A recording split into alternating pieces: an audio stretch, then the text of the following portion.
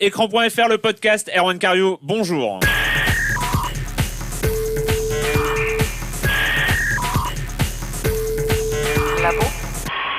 Au sommaire cette semaine, on va parler de YouTube qui a finalement signé un accord avec la SACEM ou l'inverse, mais c'est la même chose. On fera un petit point avec le cinéma de genre en France, où est-ce que ça en est. Bizarrement, ce sera Alexandre qui nous en parlera. Le chronophage, la minute même avec, on revient, on fait un petit tour dans le passé, on va parler du Keyboard Cat, le très célèbre Keyboard Cat. Et puis, évidemment, on va parler d'Adopi. Parce que les premiers mails ont été envoyés, ça y est, vous en avez peut-être reçu, vous n'êtes pas au courant, regardez, checkez tout de suite et revenez nous voir. Et puis s'il y a le temps, on parlera rapidement de Wikipédia qui va changer son système de gestion des vidéos. Et le trailer, forcément le trailer de la semaine. Et je commence en accueillant l'équipe d'Écran.fr, Alexandre Hervaux. Bonjour Alex. Bonjour Erwan. Et pas Andrea Fradin, mais Camille Gévaudan de retour parmi nous. Bonjour Camille. Bonjour à tous. Voilà, donc Andrea faisait un remplacement pendant l'été de Camille qui est enfin de retour. Et voilà, bon, on fait un gros bisou à Andrea. On fait un gros bisou à Andrea, évidemment. et puis on la reverra peut-être d'ici quelques temps, sait-on jamais. Voilà, on commence avec la traditionnelle rubrique Internet Bullshit. Cette semaine, c'est donc l'émission Toute une histoire qui a été diffusée le mercredi 29 septembre sur France 2, présentée par Sophie Davant en remplacement d'un certain Jean-Luc Delarue, qui est parti pour des petits problèmes personnels. Sophie Davant est un peu la Andrea Fradin finalement de remplacement, tout ça. Non Oula. Non, voilà. Ouais, bon, d'accord. Et donc le thème de Toute une histoire, c'était mon fils, mon enfant passe trop de temps sur Internet. Alors voilà, du témoignage, des invités en plateau et évidemment le reportage d'illustration. Et cette fois-ci parle des dangers de l'Internet. Et alors il y a eu du brainstorming dans l'équipe de Toute une histoire parce que ils ont voulu donner un nom à leur reportage. On écoute. Internet, ton univers impitoyable, c'est le titre que nous lui avons donné. Internet, un immense terrain de jeu pour les jeunes. Mais aujourd'hui, les adolescents vont de plus en plus loin sans avoir conscience du danger. Voilà. Alors ça, c'est le début. Ça pose un cadre déjà. Ça pose un cadre, la musique qui est bien là, voilà, la musique un peu terrifiante. Et ensuite, alors, quels sont ces nouveaux dangers d'Internet dont on va nous parler toute une histoire. Et alors, il faut s'accrocher parce que nous sommes en fin septembre 2010 et le nouveau danger d'Internet, je vous laisse écouter. Nouveau site en vogue chez les jeunes, la chatroulette, contraction de chat et de roulette russe. Le principe, dialoguer par webcam avec des inconnus. 17 000 utilisateurs par jour, des ados, mais pas seulement. Nous avons voulu tester ces chats d'un nouveau genre. Pour se connecter au site, pas de pseudo ni d'interdiction mineure, il suffit d'une simple webcam. Et en moins de 2 minutes, voici les images que nous interceptons. Pas moins de 5 exhibitionnistes. Voilà, donc ça, c'est de l'originalité, je n'avais jamais entendu parler de chatroulette. Alors chatroulette, ça existe juste depuis le fin 2009 ou tout début 2010. Fin 2009, donc ça a presque un an. Donc c'est le nouveau danger d'Internet. Et je pense que le chiffre des 17 000 connectés en même temps, ça date de cette époque-là, non ? Non, c'est 17 000 connectés par jour. Par jour. Voilà. À cette époque-là. Ouais, j'en sais rien, mais c'est ridicule sur Internet, 17 000 connectés par jour. C'est peut-être les chiffres actuels. C'est peut-être le truc qui a été déserté complètement. Et on ne trouve pas que des adolescents, mais non. C'est pas fait pour les adolescents par ailleurs, c'est fait pour tout le monde. Et forcément, moins il y a de monde parce que Chatroulette est complètement passé de mode et puis personne, ça a fait rigoler tout le monde pendant 3 semaines et tout le monde l'a oublié. Et maintenant il y a que les D'ailleurs, j'ai pas testé. Exhibitionnistes qui sont là quoi. J'ai pas testé, mais le commentaire me surprend quand ils disent pas d'interdiction aux mineurs. Il y a au moins un avertissement sur la nature des faits ou quelque chose comme ça. Enfin, c'est pas totalement vierge. Je crois qu'ils ont rajouté quelque chose. Ils ont rajouté un truc. Ouais. Donc cette émission Toute une histoire, je voulais juste rajouter un truc cette émission était proprement scandaleuse. C'était un espèce de ramassis. Alors pas forcément de bêtises en soi pris individuellement les unes des autres, même s'il y en avait. Il y avait la psychologue, il y avait le témoignage du joueur addict de World of Warcraft, il y avait tout. Il y avait la compile. C'était un peu Internet bullshit, la compile. Mais surtout, il y avait ce témoignage d'une mère où son fils joue 8 heures par jour à Wakfu, a priori, d'après les indications, même s'ils n'ont pas nommé. 8 heures par jour hors période scolaire. Bon, 8 heures par jour, c'est peut-être trop, mais hors période scolaire, c'est quand même, ça, on limite les dégâts. Et donc, c'était elle l'invitée principale. Son fils jouait trop sur Internet. Et à côté, on trouvait un témoignage d'une autre mère de famille qui était là, et son enfant avait été en contact avec un pédophile. Donc, enfin, la mise en perspective, enfin, la mise en parallèle de deux faits comme ça. Du pédophile et de Wakfu. Du pédophile et de passer 8 heures par jour sur Wakfu, enfin, c'était complètement dingue. Et il y a cette espèce de, voilà, à force le pédophile, c'est un ancien joueur de Wakfu, c'est tout, quoi. Il devait y avoir une histoire. Non, même pas. Et à force de mettre tous ces trucs en parallèle, en faisant des amalgames complets, ça a donné quelque chose de complètement indigeste. Enfin, voilà, félicitations à toute une histoire pour, on aurait presque pu faire une émission complète en Internet bullshit avec ce qu'ils ont dit. Donc voilà. Et puis bon, par ailleurs, une émission sur la cyberaddiction sur l'ancienne émission de Jean-Luc Delarue, ça me fait un petit peu rire, quoi. Enfin, il y a des... voilà. D'accord. Bref, YouTube, la SACEM, c'était un peu l'Arlésienne. On savait qu'ils étaient en négociation depuis bien longtemps. Mais ouais. Ça fait quand même pas mal d'années, donc, la SACEM, qui est, rappelons-le, la Société des auteurs, compositeurs et éditeurs de musique. Donc voilà, une société d'ayants droit, ou qui représente les ayants droit en tout cas, qui était en négociation avec YouTube, la plateforme vidéo qui appartient à Google. On en avait parlé assez longuement l'année dernière sur écran, à peu près au niveau du printemps.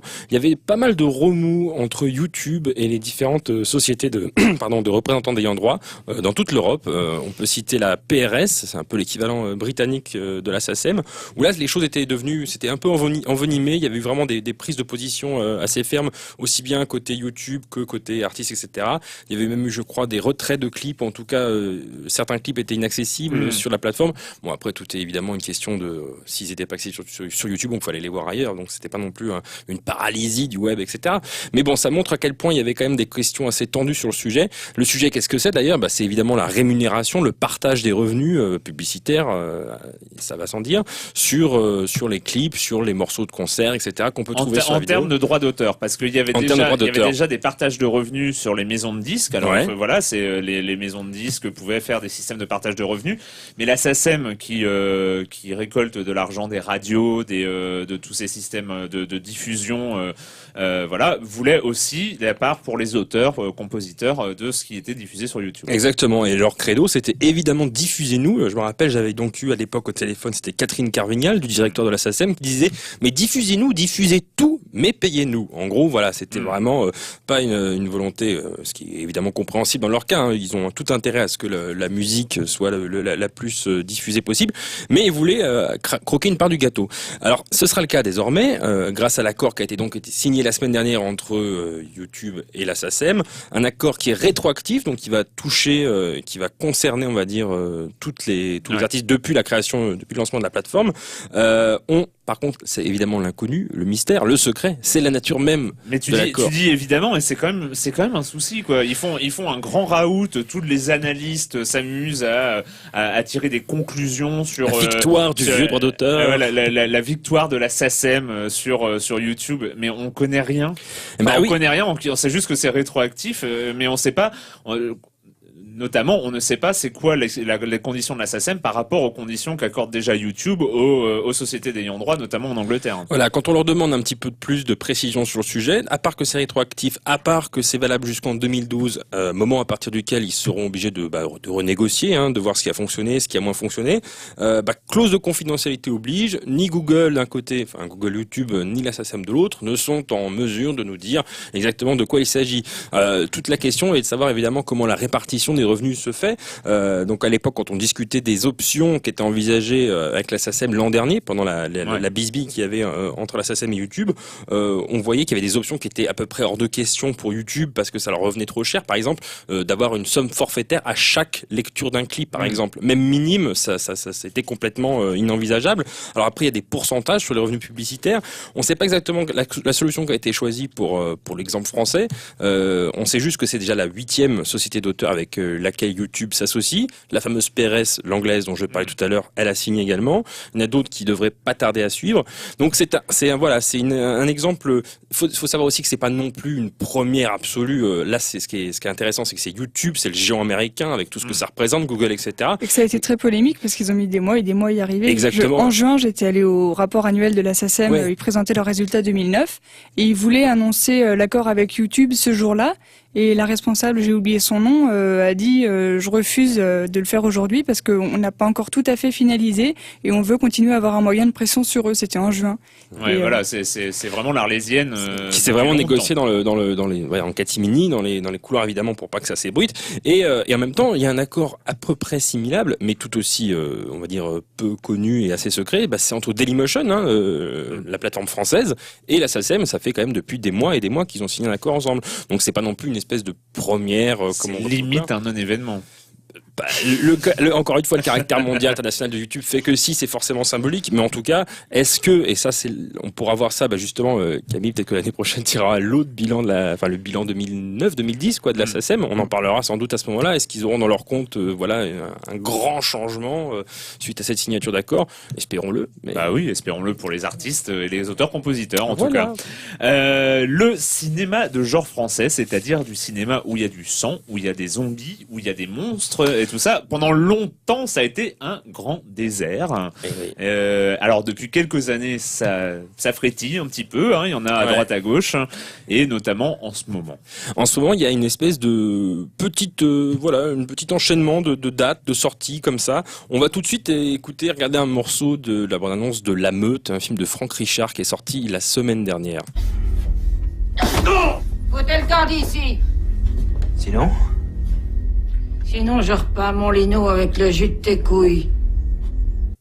Moi, je dis, ça a le mérite d'être clair. Voilà. Yolande Moreau dans toute sa splendeur qui discute à des bikers armés d'un fusil de chasse relativement impressionnant dans son saloon. Voilà, ça se passe dans le Nord, sans surprise. Non, je rigole, j'ai pas envie après avoir offensé les Indiens d'offenser nos amis du Nord. Voilà, ça va être une coproduction franco-belge. Premier film donc de Franck Richard dont il signe également le scénario. Ça s'appelle La Meute. Alors au niveau des titres français, La Horde, La Meute, il y a quand même une espèce de cohérence, ça se suit. À quand le cheptel, le chenil, tout ça, je pense qu'on va y avoir droit.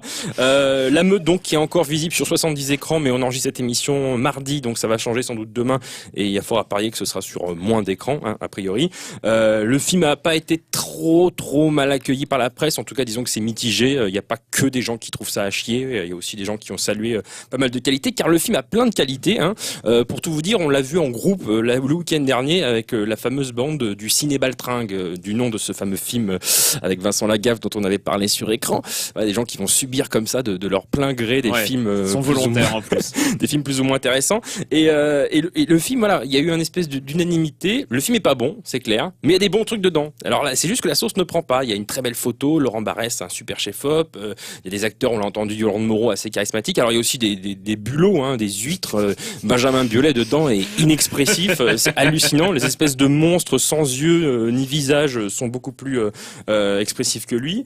Il y a aussi la belle Émilie Dequesne, la Belge révélée par Rosetta. Enfin bref, c'est un film donc qui se passe dans le Nord avec des espèces de monstres, avec pas des routiers, non, des bikers un peu chelous, avec un langage fleuri, avec Yolande Moreau en matriarche folle. C'est un peu entre Massacre à la tronçonneuse et Bienvenue chez les Ch'tis. Donc c'est bien mais pas top. C'est bien mais pas top.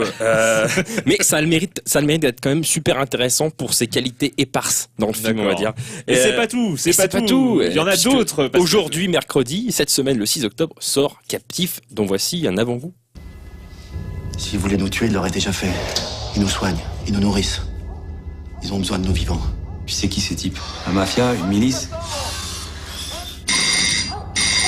Non, une gêne.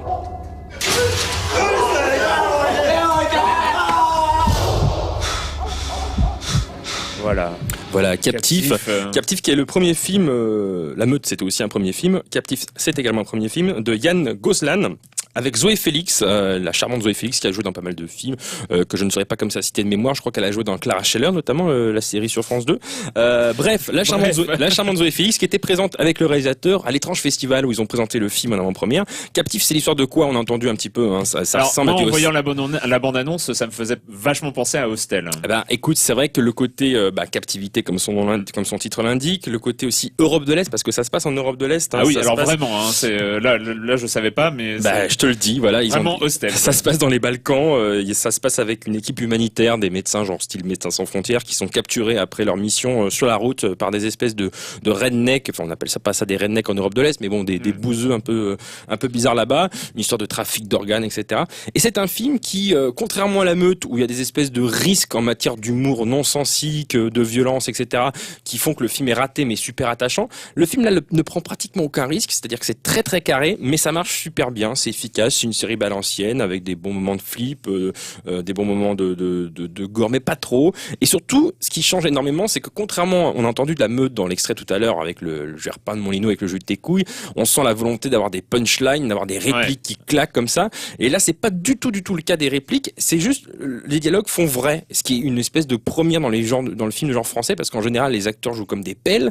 C'est le cas par exemple d'un autre film français qui est pas lui encore sorti en salle mais qui devrait pas tarder, qui s'appelle Proie, film que j'avais également vu avec un festival. C'est assez logique que ce que tu disais sur les titres, La Meute, Captif, Proie, enfin il y a vraiment la horde. On reste vraiment dans un espèce de truc, c'est vraiment chasse et pêche, hein, c'est l'héritage de la France. En même temps, ça permet de faire un distinguo. Il y a ceux qui même prendront le train, il y a Proie. Voilà, c'est ça. Viens chez moi, j'habite chez une copine, je vais bien, ne t'en fais pas, ferme la porte du garage, il fait faire froid. Et Proie, La Meute. Voilà. Au moins c'est carré. Où on est, hein. Au moins c'est carré. Et donc voilà, Captif est un film intéressant qui méritera d'être vu, ne serait-ce que pour la performance des acteurs, comme je le disais, qui sont plutôt convaincants. Et au niveau espoir, attente peut-être intéressante. Allez, il y a un film dont on avait passé le trailer dans Trailer Est-il et aussi je crois dans le podcast. C'était Le Jour de la comète, qui n'a toujours pas de date de sortie affichée. C'est annoncé pour l'année 2011 et c'est un film à sketch français dans l'esprit Gremlins, E.T., etc. Enfin vraiment les films d'action familiaux américains des années 80 qui risquent d'être très très très bien. Je crois qu'on en avait effectivement parlé dans un podcast. On passe au chronophage de la semaine. Alors celui-là, il faut vous préparer. Si vous avez envie de commencer, il faut être calme, il faut être détendu parce que vous ne le serez plus à la fin de votre partie. Ça s'appelle My First Quantum Trance. On écoute.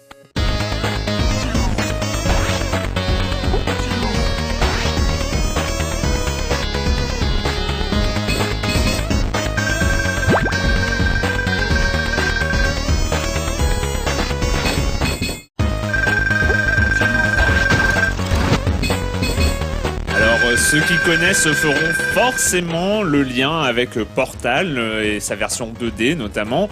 Il s'agit d'un jeu de téléportation. On choisit un point où on arrive et un point où on va arriver en appuyant sur la barre espace et puis on y arrive quand on appuie sur la barre espace.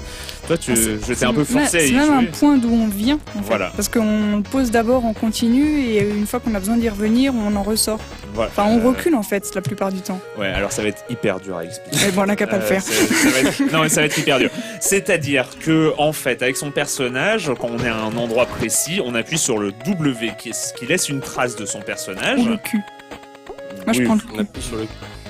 C'est le W. Enfin bref, voilà. Et on s'en va. Et quand on appuie sur la barre espace, on revient, on se téléporte à l'endroit qu'on avait indiqué. Sachant qu'au moment de la téléportation, on garde le mouvement. C'est-à-dire que si on se téléporte au moment du début d'un saut, eh bien, on va continuer à sauter une fois qu'on s'est téléporté. C'est un peu comme Diablo dans X-Men en fait. Voilà, c'est ça. Sauf que Diablo, il n'y a pas besoin d'être passé déjà à un endroit. Enfin bref, on s'embrouille. Là, il s'est passé des choses pendant que j'étais pas là. Il y a Alexandre qui fait des commentaires dans les chronophages. Non mais t'inquiète, je suis pas habitué non plus.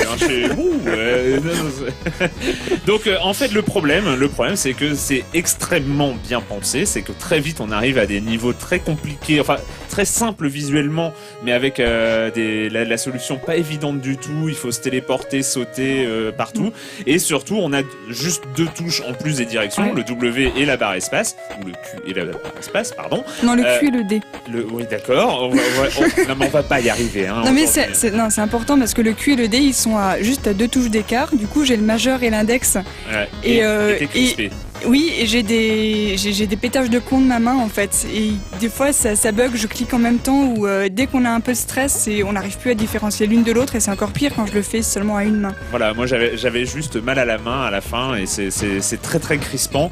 Mais c'est formidable, je vous conseille, c'est dans la rubrique chronophage d'écran.fr, My First Quantum Trance. Je sais pas, quelque chose d'autre à ajouter, mis à part les touches. Non, prévoyez un masseur pour... Oui, voilà, pour se détendre après. Hein, voilà, parce que c'est... Alors, quand on a lancé la minute même, forcément, celui-là, on l'avait dans un coin de la tête. C'était évident, on n'allait pas y couper. C'est le Keyboard Cat pour les rares, je vous plains, ceux qui ne connaissaient pas déjà le Keyboard Cat. Voilà ce que c'est.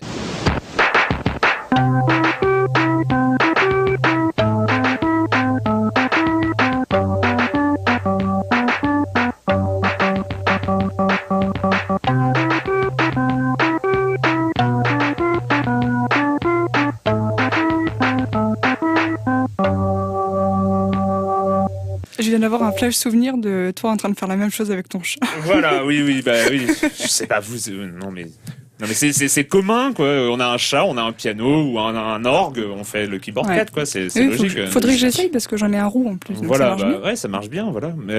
Donc Camille, tu t'es autodésigné spécialiste mondial du Keyboard Cat. Parle-nous de ce chat. Alors ce chat qui est un mème internet, en fait la vidéo elle a été enregistrée il y a 30 ans.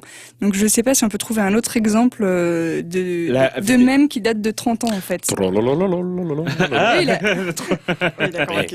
C'est vrai. Pas mal. Tout se crée, rien ne se crée, tout se transforme sur internet. Enfin, ah oui, donc la vidéo elle est toute pourrie et en fait comment il s'appelle, Charlie Schmidt qui avait donc un chat cool qui s'appelait Fatso. L'a filmé en train de faire du piano parce qu'il s'emmerdait, parce qu'il avait pas d'argent, parce qu'il avait pas de boulot, il raconte sur son site. Mais il avait un chat, une caméra et un piano. Donc il a pris son chat et il l'a fait jouer sur le piano. Et ça l'a fait beaucoup rire, il a montré ça à son papa, sa maman, ses copains, ça les a fait beaucoup rire. Et puis entre-temps, Internet est arrivé. Mais alors je viens de réaliser qu'il doit être mort le chat. Oui, depuis longtemps. Oh mon Dieu. Oh mon Dieu. C'est affreux. Oh là là. Et donc, il a mis le chat en ligne sur son site et il a vu que ça faisait rire les gens. Donc après, il l'a mis sur YouTube. Et après, ça a été l'engrenage infernal. Il y en a d'autres qui l'ont récupéré et qui ont commencé à faire des détournements. Et c'est là que c'est le Keyboard Cat est mort. Oui, il est mort depuis longtemps. En même temps, c'est pas un scoop pour qui s'intéresse un minimum au truc, c'est juste que ça nous était complètement sorti de la tête. Ah ouais, non mais j'avais on a pas dû réalisé. on a dû lire un jour qu'il était mort, c'est juste que voilà quoi, ça fait toujours un petit choc de s'en rappeler quoi. Ah ouais. Voilà. Enfin bref, donc en fait, normalement, il est rentré dans la logique du mème, donc détournement. Voilà, et c'est là que ça a explosé, c'est quand il a commencé à être détourné, parce qu'on l'a mixé à des vidéos de gens qui se cassaient la gueule ou à qui il arrivait diverses mésaventures. Notamment la première, c'est la première et la plus immonde de toutes. C'est un mec dans un fauteuil roulant qui se casse la gueule en arrière dans un escalator, jusqu'à ce qu'il arrive sur la tête en bas avec le fauteuil qui est parti et lui qui se retrouve comme un con sur la première marche. C'est absolument affreux. C'est horrible. Mais comme on a à la fin le Keyboard Cat qui arrive et puis qui fait et ben c'est vachement drôle. Voilà, oui, ça c'était un espèce de le tadadam, tadam, et ils ont remplacé ça par le Keyboard Cat et c'est vrai que il était capable, on avait fait une sélection vidéo comme ça sur écran.fr, le Keyboard Cat est capable de rendre les trucs les plus ignobles marrants en fait. Le plus drôle c'est après quand ils ont commencé à mettre des bouts du début de la vidéo. Enfin, à faire des inserts du Keyboard Cat avant qu'il se passe le truc, le fail, quoi, en question. Augmenter un peu le suspense. Donc, tu voyais le chat comme ça et tu te disais tu savais qu'il allait se passer un truc, mais tu savais pas encore quoi. Et du coup, on était mort de rire avant que ça se passe. Voilà. Bon, pour conclure, on est obligé quand même de réécouter ça. Hein.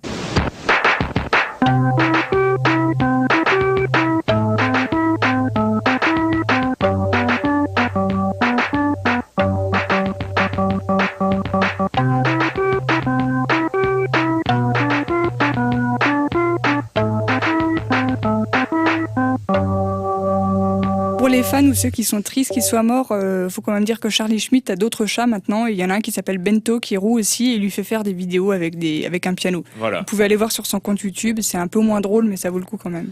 Alors, et ça peut arriver aussi d'avoir un collègue ou une collègue qu'on dénoncera pas, qui vient juste de revenir dans l'équipe d'écran.fr, qui a le keyboard 4 quand même comme sonnerie de téléphone portable. Hein. Je me sens pas concernée. Du tout. On revient aux choses sérieuses. Oui, c'est Adopi. Évidemment, on vous en reparle parce que voilà, le moment tant attendu est arrivé finalement. C'est la minute Adopi qui commence. C'est la minute Adopi qui commence. Voilà, les mails sont partis. On a eu beau checker, on a eu beau faire relever votre courrier. Eh bien non, nous n'avons pas reçu de message Adopi. On est à la limite de la faute professionnelle. Le truc bizarre, c'est que personne n'a reçu de mail Adopi. Enfin, je veux dire, c'est bizarre comment ça fonctionne Internet, mais tous les opérateurs ont envoyé leur mail, mais aucun internaute ne l'a reçu ou n'a dit l'avoir reçu. Ouais, alors là on est quand même dans le mystère le plus total parce que c'est vrai qu'entre les Facebook, Twitter, réseaux sociaux, blogs, tout ce que tu veux, et normalement quelqu'un qui reçoit le mail le dit quoi. Mais moi justement ça me surprend pas tant que ça parce que quand on y réfléchit bien, il y a de fortes chances pour que les premières gens, on en parlait tout à l'heure, les premières personnes qui soient concernées, qui reçoivent des trucs, ça peut par exemple être des personnes âgées, des noobs, enfin des gens qui ont eu par exemple leur réseau piraté ou utilisé par le petit-fils, etc. Et donc du coup peut-être pas forcément des gens qui seraient les premiers à le crier sous les toits, vas-y que je le tweet ou que je le Facebook, etc. Donc peut-être qu'il y a des gens qui savent même pas encore. Ouais, mais ça veut dire, enfin là il y a à peu près 1000 mails qui ont été envoyés, enfin un peu moins, on est aux alentours de 800, un peu moins quand même que les plusieurs dizaines de milliers annoncés par les ayants droit. Et c'est vrai que voilà, 800 mails partis sur 15 millions d'abonnements au débit, on est quand même sur un ratio relativement faible. Ouais, c'est vrai que la chance. Et voilà, et les gens qui sont sur leur mail à La Poste ou à orange.fr, mais enfin, ils sont pas, ils checkent pas là-dessus, quoi. Voilà, moi par exemple, je suis chez Orange et hier je me suis dit que que je risquais pas de recevoir le mail Adopi en fait si je relevais pas mon adresse Orange et la première adresse qu'on a ouverte sur le compte, quoi. Donc la première adresse familiale, qui date de 99, un truc comme ça. Et donc bien sûr, je me souviens plus du mot de passe donc mot de passe oublié sur le site d'Orange. Regardez sur votre courrier de bienvenue qu'on vous a envoyé à l'ouverture de l'offre.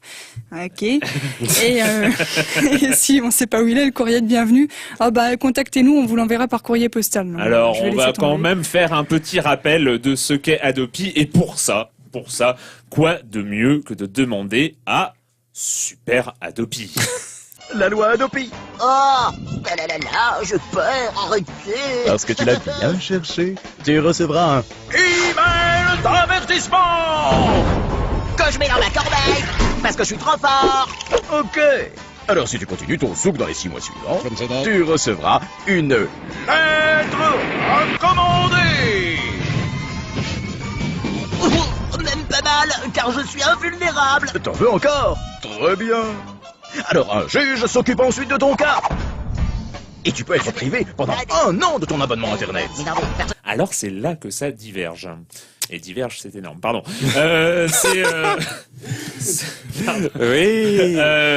Non, mais parce qu'en fait, c'est la vidéo de France 5. Et en fait, ils s'étaient complètement plantés. Hein, on rappelle la petite histoire. Ils avaient fait une petite dessin animé, donc Super Crapule contre Super Adopi, et pas du tout commandé par Adopi. C'était un truc soi-disant pédagogique et bourré de bêtises. Notamment, il n'y a pas de coupure de 1 an, mais c'est une coupure de 1 mois et 1 500 € d'amende. Et voilà, mais le concept est là quand même. Donc les mails sont partis, mais pas chez tout le monde. Non. Alors, c'était en rapport à ce que tu disais tout à l'heure, qu'il y en a que 800 qui étaient partis alors qu'ils en avaient promis 10 000 par jour. Pourquoi il y en a 800 qui sont partis seulement? Parce qu'ils le font à la main. Parce que... Non, pardon. Je le sais pourtant, je l'ai déjà lu, mais ça me fait l'effet toujours comme ça. Vas-y, pardon. Pour que ça puisse se faire en masse, en fait, il fallait un traitement automatisé des données, donc que tout se fasse automatiquement sur des plateformes centralisées entre l'Adopi d'une part, les opérateurs d'une autre part, TMG, donc qui bosse Mediaguard, qui bosse pour les ayants droit et qui surveille les réseaux peer-to-peer et qui relève les adresses IP, et tout cela devait se regrouper sur une grande plateforme où ça irait à raison de 10 000 par jour et ça serait une véritable usine à gaz. Sauf que pour faire ce genre de choses, il faut signer une convention, enfin la CNIL l'a chaudement recommandé et ça a été dit dans le décret qui est publié en mars, il faudra une convention disant ce que vous faites des données personnelles, est-ce que vous en garantissez la sécurité, où elles vont, etc. Et personne n'a encore signé la convention. Et je ne sais même pas si elle est rédigée. Une convention qui n'existe sans doute pas ou qui est en cours de traitement en version bêta. Comme le logiciel de sécurisation des labels Adopi. Comme oui, on en a reparlé. Évidemment, c'est vous sécurisez votre ligne, mais vous êtes censé savoir comment sécuriser votre ligne. Voilà. Quand je pense qu'à l'heure à laquelle on enregistre cette émission, là, il y a un petit vénard là d'écran qui est rue du Texel. Oui, une petite pensée pour François, notre stagiaire, qui est 4 rue du Texel à Paris, au siège, pour une conférence de presse Adopi, où tout sera abordé, sauf la riposte graduée. Donc c'est une conférence de presse qui s'annonce passionnante, mais on vous en parlera sur écran.fr, forcément. Donc oui, donc les mails. Il y a un seul opérateur à qui ça plaît pas que la convention soit signée, les autres ça leur pose pas de problème que soit pas signée. Oui. Pardon. C'est Free, comme d'habitude. Donc Free s'était déjà fait remarquer la semaine dernière, alors que tous les autres opérateurs avaient bien gentiment envoyé leur listing de coordonnées d'internautes par voie électronique, celle qui est rapide et qui arrive dans la minute normalement. Free avait imprimé ça sur beaucoup de feuilles de papier, l'avait mis dans des grosses enveloppes et l'avait envoyé par la poste. Voilà, on en avait déjà parlé la semaine dernière, ça devait être assez drôle à trier, oui. Donc là, ils ont recommencé, ils ont dit bah non, on n'a rien envoyé du tout parce que la convention devait être signée, elle l'est pas.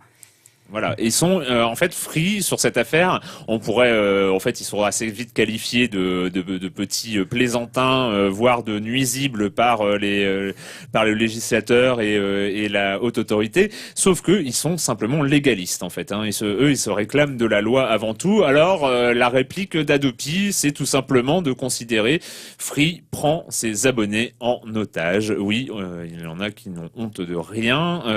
Voilà, ils expliquent. Il manquerait plus qu'ils fassent la grève pour la réforme des retraites et puis voilà, oui, non, c'est la ça, totale, ouais, ce sera la totale. Oui, c'est le début de la galère, tout ça. C'est en fait l'histoire ce qu'explique Adopi, c'est une manière assez originale, c'est que en fait les abonnés Free qui auraient dû recevoir leur mail, eh bien Adopi considère que le mail a été envoyé quoi qu'il arrive, c'est-à-dire que c'est la faute à Free qui doit assumer, donc on pourra passer à la lettre commandée directement, voilà. Même si le mail n'a jamais existé. Le mail n'a jamais existé, Free l'a pas envoyé, genre il signe pas la convention, je sais pas pourquoi, mais ils veulent pas signer la convention, ou ils savent pas trop comment faire. Et ben en fait les abonnés Free recevront directement le courrier recommandé et pas le mail d'avertissement qu'ils auraient pas reçu de toute façon. Mais enfin bref, c'est quand même une sacrée pataquès ce départ. Oui, bah... Mais on va pas dire du mal ici de l'Adopi parce que c'est pas notre genre d'une part. Et puis sinon Eric Walter, le secrétaire général de l'Adopi, va encore nous dire qu'on est méchant. Non, mais non. C'est en fait et par ailleurs chose qu'on a oublié, qui n'était pas encore le cas la semaine dernière lors du podcast, c'est que Adopi.fr. Ah oui, lancé. Ah ouais. Mais oui, on a oublié. Voilà, on va quand même le dire. Adopi.fr, le site. Est-ce que c'était aussi assez nécessaire avant les envois de mails que Adopi.fr soit lancé parce que c'est une des adresses où il y a les renseignements.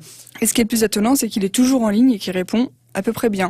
Oui, il y avait des menaces d'attaque de déni de service, de sursaturation du serveur. Mais bon. C'est à la fois lié à la robustesse du truc, qui doit pas être totalement, assez costaud plutôt, et aussi je pense qu'il y a peut-être pas forcément une motivation, et une mobilisation extraordinaire de gens capables de faire du mal. Je pense que il y a eu des appels au calme de part et d'autre. C'est un peu calmé donc. Du côté du parti pirate notamment, ils ont dit que c'était pas très très utile. On trouve des choses étonnantes quand même sur ce site web adopi.fr, notamment schéma. Ouais, le schéma. Un schéma, c'est censé représenter l'écosystème Internet d'Adopi. Oui. Alors, au centre, on a quoi? Au centre, on a Internet. Voilà, Internet est au centre. Et en fait, nous avons 1, 2, 3, 4, 5, 6. Non, il n'y a pas de 7e cercle.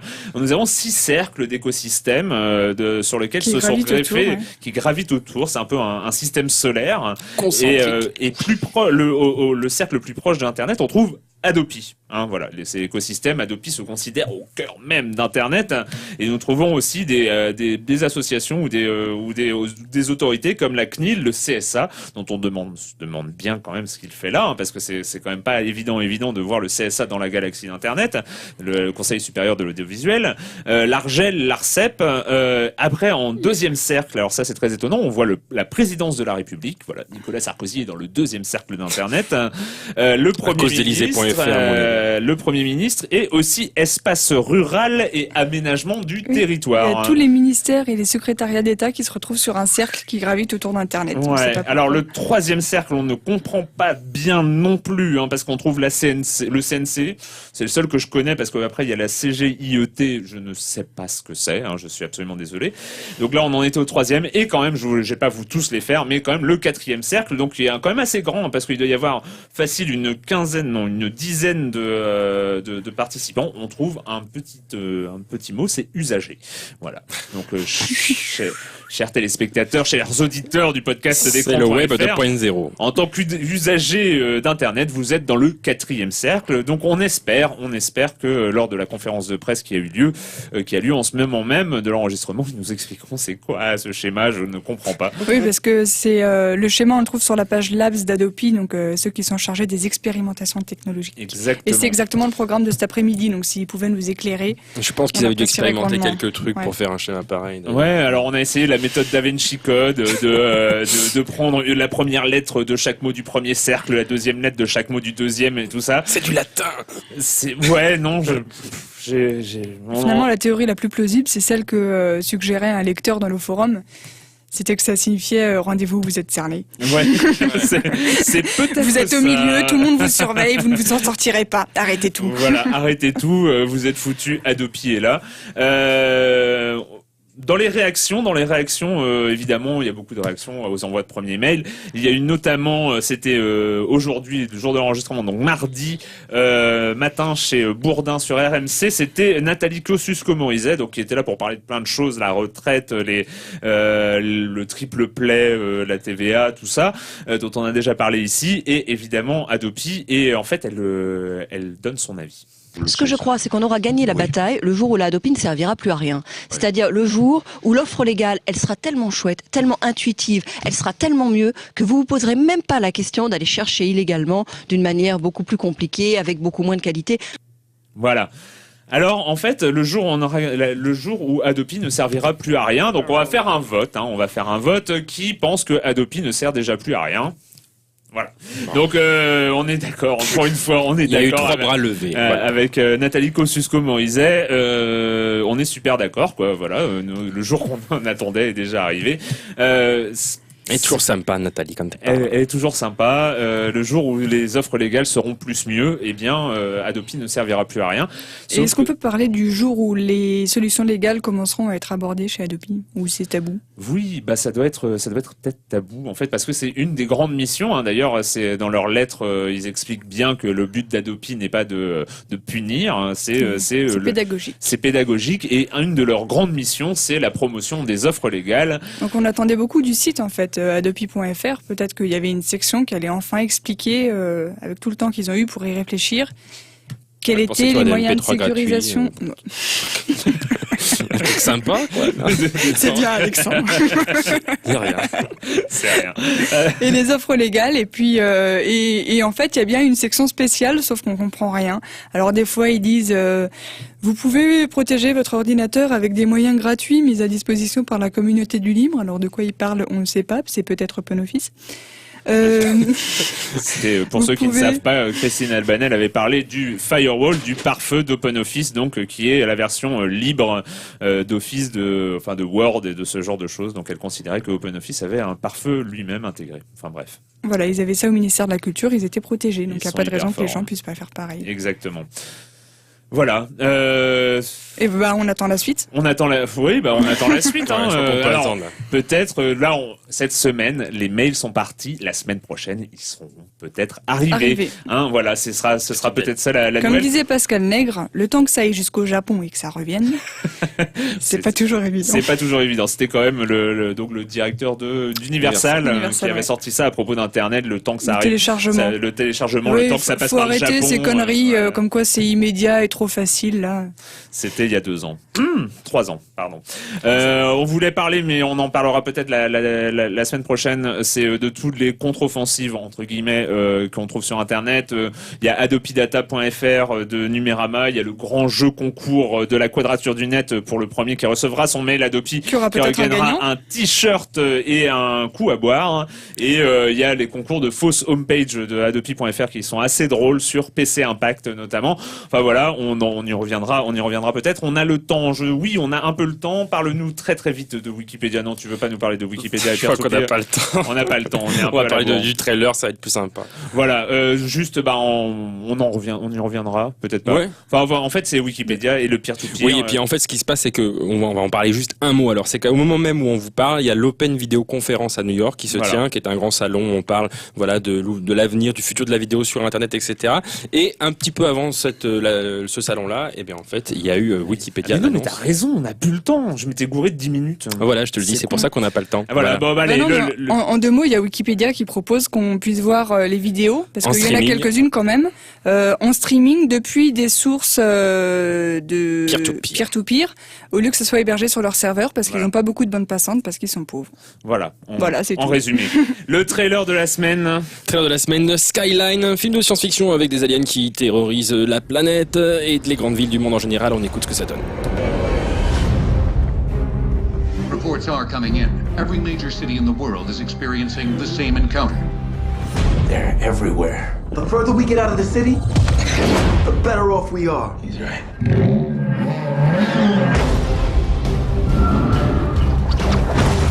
We have no idea what they're capable of.